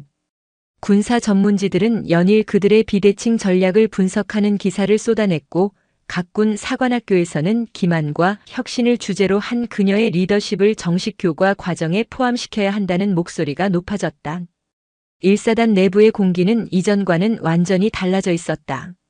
병사들은 이제 스스로가 세계 최강의 해병이라는 자부심과 책임감으로 무장했다. 그들은 더 이상 명령에만 움직이는 수동적인 존재가 아니었다. 부대의 전투력을 향상시키기 위해 끊임없이 고민하고 자신의 아이디어를 개진하는 능동적인 주체로 거듭나 있었다. 변화는 해룡의 포효에서도 명확히 드러났다. 이제 그곳은 불만과 고충을 토로하는 창구가 아니었다. 신형 상륙 돌격장 갑차의 워터제트 추진 시스템 효율 개선 방안, 적 해안 감시 드론의 신호 정보를 역으로 추적하는 알고리즘 제안 등 병사들이 자발적으로 제안하는 전술적, 기술적 아이디어로 가득한 거대한 집단 지성의 플랫폼으로 진화해 있었다. 김동진 중령소령에서 진급은 이러한 제안들을 검토하기 위한 전술혁신위원회를 대대 내에 설치했고 채택된 아이디어를 낸 병사에게는 파격적인 포상과 함께 미 해병대 연수 기회까지 부여했다. 1사단은 이제 위에서 아래로 흐르는 강이 아니라 아래에서 위로 솟구치는 분수가 되어 끊임없이 새로운 에너지를 만들어내고 있었다. 그러나 차수연 소장은 승리의 함성에 취해 있지 않았다. 그녀는 쌍용 훈련 승전 축하연에서 단 한마디의 훈시만을 남겼다. 어제의 승리는 내일의 표적이 된다. 우리의 가장 강력한 적은 자만심이다. 우리가 이룬 모든 것을 의심하고 해체하고 더 나은 방식으로 재조립하라. 진정한 해병은 어제의 자신을 이기는 자다. 그녀는 1사단이 이룬 성공이 종착점이 아니라 새로운 시대의 출발선임을 명확히 했다. 그녀의 시선은 이미 더 높고 더 본질적인 곳을 향해 있었다. 그리고 운명은 마치 그녀의 준비를 기다렸다는 듯 상상할 수 있는 가장 혹독하고 현실적인 방식으로 마지막 시험 문제를 출제했다. 그날 새벽 서해의 냉정한 바람이 대한민국 최북단 백령도의 해안을 스치고 지나갈 때였다. 북방 한계선의 LL 인근 우리 어선들의 조업이 한창인 대청해전 승전비 앞바다에서 북한의 신형 경비정 한 척이 의도적으로 NLL을 침범했다. 그들의 움직임은 우발적이거나 항로 착오가 아니었다. 한 포의 포신 덮개까지 제거한 전투 태세로 우리 어선들을 위협하며 남하하는 명백한 도발이었다. 과거 수차례 무력 충돌이 있었던 바로 그 화약고 같은 바다에서 북한 내 강경파 군부가 차수연의 1사단과 대한민국의 대응 의지를 시험하려는 의도가 다분했다. 과거였다면 이 상황은 끔찍한 혼란으로 이어졌을 것이다. 현장의 초계 함장은 공포에 질려 대응 매뉴얼만 되뇌다 골든타임을 놓치고 상급 부대에서는 책임지지 않으려는 지휘관들의 우왕좌왕 속에 상반된 지시가 내려오며 현장의 혼란을 가중시켰을 것이다. 그 결과는 어설픈 대응으로 적에게 빌미를 주거나 혹은 과잉 대응으로 불필요한 교전을 유발하여 서해를 또다시 피로 물들였을 가능성이 높았다. 그러나 이곳은 차수연의 관할 구역이었다. 그녀의 지휘 아래 해병대 유교단이 백령도를 철통같이 지키고 있었다. 상황 발생 보고가 1사단 지휘통제실에 접수된 지 30초도 되지 않아 차수연 소장은 해군 이함대사령부와 합동작전지휘소를 개설하고 모든 지휘관을 화상으로 연결했다. 그녀의 목소리는 강철처럼 차분했지만 그 안에는 모든 상황을 장악하는 절대적인 힘이 실려 있었다. 현재 시각부로 서북도서방위사령부 예하 전부대는 전투준비 태세에 돌입한다. 그러나 누구도 먼저 방아쇠를 당기지 않는다. 우리의 목표는 적의 경멸이 아니라 우리 어민의 안전 확보와 상황의 안정적 관리다. 단 한 발의 총성도 없이 저 오만한 적함을 원래 있던 곳으로 돌려보내는 것이 최상의 승리다. 그녀의 지시는 명확했다. 힘을 통한 평화. 압도적인 힘을 보여주되 그 힘을 제어할 수 있는 고도의 절제력을 발휘하라는 것이었다. 해군 고속정 편대가 즉시 출동하여 우리 어선들을 보호하는 방어선을 구축하는 동안 차수연의 손가락은 거대한 군사지도 위를 날아다니고 있었다. 그녀는 단순히 해군의 대응을 지켜보고만 있는 것이 아니었다. 그녀는 거대한 체스판을 움직이는 그랜드마스터처럼 하늘과 땅과 바다를 아우르는 입체적인 포위망을 짜고 있었다. 백령도 유교단장. 여단장입니다. K-69 자주포 2개 포대는 즉시 C와 D 지점에 방열하고 적 경비정의 예상 기동로 전체를 정밀 좌표로 특정하여 사격 준비를 완료하라. 내 명령이 있기 전까지는 절대 사격하지 않는다. 하지만 명령이 떨어지면 10초 안에 목표 해역을 초토화할 수 있도록 준비하라. 육군 항공단 지원 전력. 네. 아파치 공격 헬기 2개 편대는 즉시 출격하여 백령도 상공에서 대기하며 해상 상황을 실시간으로 중계하고 유사시 즉각적인 화력 지원이 가능하도록 대비하라. 그리고 그녀는 누구도 예상하지 못했던 가장 치명적인 한 수를 던졌다. 해병대 특수수색대, 지금 즉시 고속단 정할 IBU로 출동하라. 목표는 적 경비정이 아니다. 목표 지점은 적 경비정의 퇴로를 완벽하게 감지할 수 있는 무이남초 델타. 그곳에 휴대용 대전차 미사일 스파이크 4개 조를 전개시켜라. 20분 내로 작전 완료하고 보고하라. 대전차 미사일인 스파이크는 함선 같은 대형 목표물에는 큰 위협이 되지 않지만 400톤급 미만의 경비정에게는 치명적인 무기였다. 그녀는 해군의 함포나 공군의 미사일 같은 거대한 망치가 아니라 적의 심장을 정확히 꿰뚫을 수 있는 가장 날카로운 송곳을 준비한 것이다. 그녀의 명령에 따라 모든 것이 일사불란하게 움직였다. 백령도에 배치된 K-59 자주포들이 소리 없이 포신을 돌려 북한 경비정을 조준했고, 하늘에서는 죽음의 신과 같은 아파치 헬기 편대가 구름 뒤에 몸을 숨겼다. 그리고 검은 파도를 가르며 질주한 해병대 특수수색대는 레이더에도 잡히지 않는 작은 무인함초에 상륙하여 끈적한 바닷물을 머금은 바위 뒤에 몸을 숨긴 채 서슬퍼런 미사일 발사관을 적 경비정의 측면에 고정시켰다. 도발을 감행했던 북한 경비정의 정장은 자신들이 완벽한 킬박스킬 바크스에 갇혔다는 사실을 까맣게 모르고 있었다. 그는 의기양양하게 우리 어선에 더 가까이 접근하며 위협 기동을 계속했다. 바로 그때 국제상선 공용 통신망을 통해 차분하고 날카로운 여성의 목소리가 경비정의 함교 전체에 울려 퍼졌다. 차수연 소장이 직접 마이크를 잡은 것이다. 북측 경비정 724호에 경고한다. 나는 대한민국 해병대 제1사단장이다. 현재 너희는 아군 해군 고속정 편대에 의해 완벽히 포위되어 있다. 너희의 상공에는 아파치 공격 헬기 편대가 대기 중이며 백령도에 배치된 K-59 자주포 18문이 너희를 직접 조준하고 있다. 여기까지는 북한군도 예상 가능한 경고였다. 그러나 다음 이어진 한마디에 경비정장의 얼굴은 새하얗게 질려버렸다. 그리고 지금 당장 너희의 좌연 3시 방향 2km 전방의 무인함초를 확인하라. 경비정장은 황급히 쌍안경을 들어 그곳을 바라보았다. 아무것도 없던 검은 바위섬 위로 수풀로 위장했던 해병대원들이 모습을 드러내고 있었다. 그들의 어깨에 걸쳐진 4개의 미사일 발사관이 섬뜩한 빛을 반사하며 자신들의 함선을 정확히 겨누고 있었다. 그들은 완벽한 함정에 빠진 것이다. 차수연의 차갑고도 최종적인 선고가 이어졌다. 우리 어선을 1m라도 더 위협하는 즉시 너희는 10초 안에 소멸될 것이다. 지금 즉시 기술을 돌려 북상하라. 이것이 너희에게 주는 마지막 기회다. 그것은 협박이 아니었다. 바꿀 수 없는 미래를 알려주는 예언과도 같았다. 서해의 칼바람 속에 숨막히는 정적이 흘렀다. 10초, 20초 시간이 영원처럼 느껴졌다. 마침내 북한 경비정의 함수가 천천히 북쪽으로 돌아가기 시작했다. 그리고는 마치 도망치듯 전속력으로 NLL 북쪽으로 사라져버렸다. 단 한 발의 총성도 없이 일촉즉발의 위기는 완벽하게 제압되었다. 그것은 단순한 승리가 아니었다. 힘의 과시가 아닌 힘의 절제를 통해 얻어낸 가장 완벽하고 이상적인 승리였다. 사건은 조용하지만 신속하게 마무리되었다. 이 사건은 군 내부에서 백령도 체스라 불리며 차수연의 전략적 지혜와 일사단의 압도적인 전투력을 다시 한번 증명하는 전설적인 일화로 남게 되었다. 며칠 후 차수연은 도발을 막아낸 무인함초를 직접 찾았다. 그녀는 그날 작전을 수행했던 특수수색대원들과 함께 차가운 바위 위에 앉아 전투 식량을 나누어 먹었다. 자랑스럽다. 적을 죽이는 것만이 해병의 용기가 아니다. 불필요한 전쟁을 막아내고 국민의 생명을 지켜낸 여러분이야말로 이 시대의 진정한 영웅이다. 그녀의 따뜻한 격려에 갓 20살을 넘긴 젊은 해병들의 얼굴에는 자부심 가득한 미소가 피어올랐다. 시간이 흘러 그녀의 일사단장 임기가 끝날 무렵이 되었다.